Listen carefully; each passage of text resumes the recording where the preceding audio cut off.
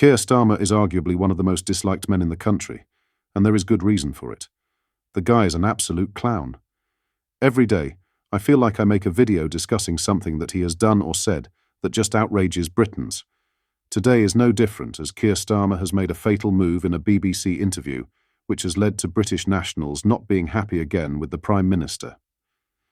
In today's video, we will discuss this, whilst also going over all of the latest news from up and down the country. But first, hit the like and subscribe button and join our fast-growing community. Keir Starmer has defended accepting a £20,000 accommodation freebie by claiming his son needed peace to study ahead of his GCSEs. The Prime Minister, who is coming under fire after topping the list of MPs accepting gifts since 2019, later refused to apologise for the row and instead insisted he had done nothing wrong. Starmer has been accused of hypocrisy after being highly critical of ex-Prime Minister Boris Johnson over his decision to accept donations for wallpaper in Downing Street. Addressing yet more questions about freebies, the Prime Minister confirmed around £20,000 received from Lord Ali was for unspecified accommodation to ensure his teenage son had a peaceful place to study ahead of his exams. My boy, 16, was in the middle of his GCSEs. I made him a promise that he would be able to get to his school, do his exams, without being disturbed, he told the BBC. We have lots of journalists outside our house where we live, and I'm not complaining about that, that's fine. But if you're a 16-year-old trying to do your GCSEs, and it's your one chance in life, I promised him we would move somewhere, get out of the house, and go somewhere where he could be peacefully studying. Somebody then offered me accommodation where we could do that. I took that up, and it was the right thing to do. Asked separately on LBC if he would apologise, the Prime Minister added, I'm not going to apologise for not doing anything wrong. The Houses of Parliament's Register of Interest for Starmer reveals the accommodation from Lord Ali was valued at £20,437. Starmer also accepted the donation from between May 29th and July 13th. However, GCSEs were taking place between May 9th and June 19th. Despite ruling out accepting further freebies for clothing, Starmer left the door open on receiving gifts for access to events. Asked whether he would rule out accepting such gifts in the future, he told ITV, I think that's a matter of judgment. There has to be good reason. Starmer later opened up on his new life in Number 10 and detailed the toll it has taken on his family. It has been tough for the kids. I'm not pleading a special case, but they're 16 and 13, he said. That's a very important time. The fact he hasn't apologised for his, and the fact he is out of touch has sparked outrage amongst Britons. Here's what some have said. What? He talks about privilege in education and actively signs off on policies that will hinder some kids' social mobility and provides his own son with a peaceful space that costs £20,000, no VAT, that he didn't even pay for himself. The man is a hypocrite and a tool. Gary said the dates of their luxury £20,437 stay? From 29th May 2024 to 13th July 2024. The first GCSE exam was on 9th May 2024, and the final one wrapped up on the 19th of June 2024. So not only did Starmer's son start exams weeks before they checked in, but his last paper was nearly a month before they checked out. Another user said, a month after the exams finished? Is he telling the truth? Again, this user said, Starmer is a taker. He is only in the service of his own interests, and that's come across loudly and consistently over the last 4 years. This guy said, he's been an unbearable little twat since his DPP days, never apologises and never admits to being in the wrong. What are your thoughts on this scandal, and how out of touch is he?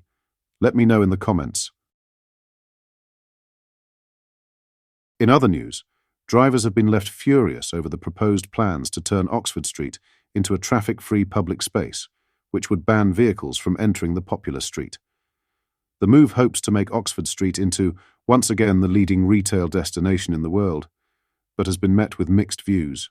Under the proposal, a 0.7-mile section of the road between Oxford Circus and Marble Arch would see traffic banned, with the potential for further expansion into Tottenham Court Road not being ruled out. The busy area currently operates under strict rules for vehicles with buses, taxis and bicycles, only allowed from 7 a.m. to 7 p.m. from Monday to Saturday, between Portman Street and Great Portland Street. As part of the plans launched by the Mayor of London, Sadiq Khan, he intends to designate a mayoral development area to push forward the regeneration of Oxford Street. The area will be given planning powers to provide the framework for the delivery of the traffic scheme. Karim Fatehi, CEO of the London Chamber of Commerce and Industry, LCCI, said, "London is a global tourist destination with a diverse and vibrant retail scene which attracts around 30 million visitors every year. Oxford Street is the city's most famous street and the busiest shopping destination in Europe. But over the last decade, it has seen the closure of several iconic brands and an increase in low-quality retail stores." He added, "We are supportive of the efforts being made by Westminster Council to reverse this trend, but we must now go further to ensure that the capital's premier shopping street continues to flourish and brings back forward-looking brands and footfall that maintains our competitive lead on other cities." However, an interviewer took to the streets to gauge the sentiment towards the potential ban, which would add extra restrictions on cars apart in Oxford Street from 7 a.m. to 7 p.m., except on Sundays.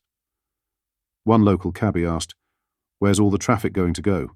Down Regent Street, isn't it? It's going to be a nightmare. We need to get rid of him anyway." Another Londoner said, "Traffic is bad as it is now, but you're just going to create even more traffic. I thought he was meant to be environmentally friendly. This is not environmentally friendly, it's just plain stupid." Commenting on the proposal, Khan said, "Oxford Street is the UK's most famous shopping street. It deserves to be a world-class retail destination. These plans will pedestrianise and transform Oxford Street for Londoners and visitors. Urgent action is needed to give the nation's most famous high street a new lease of life. I am excited to be working with the new government and local retailers and businesses on these plans that will help to restore this famous part of the capital to its former glory, while creating new jobs and economic prosperity for the capital and the country." Khan's former mayoral election opponent Susan Hall from the City Hall Conservatives warned that Khan would pedestrianise London if he could, allowing only his protection vehicles, of course. Taking to social media, one driver has been left outraged by the proposed ban. "This is outrageous and does not surprise me in the slightest. Sadiq Khan is doing this and everything else to completely have a ban on all cars, motorcycles, private minicabs, or he will then bring a driving law that if you do wish to drive your car anywhere in London, you will be charged." What are your thoughts on what we discussed in today's video? Let me know down in the comment section below. If you've not yet already, make sure you do drop a like on this video and subscribe to the channel for more British content. Thank you. Take care. Goodbye.